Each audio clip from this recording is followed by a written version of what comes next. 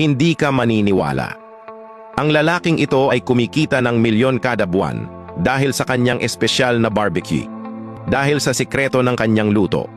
Una, kailangang premium ang karne ng baboy. Ang sariwang karne ng baboy ay dapat maliwanag ang kulay na may pantay na pulang laman.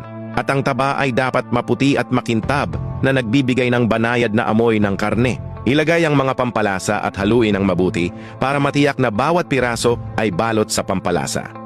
Pagkatapos ay tusukin sa stick ang karne, siguraduhing pantay ang taba at laman na piraso. Habang piniprito, ang natutunaw na taba mula sa matabang piraso ay tumutulong para manatiling malasa at makatas ang laman na karne. Dahan-dahang ilubog ang mga stick sa mantika. Maririnig mo ang sizzling sound habang kumakalat ang amoy ng karne. Kapag naging maganda na ang gintong kayumangging kulay ng karne at bahagyang malutong ang gilid, oras na para hanguin at patuluin ang sobrang mantika.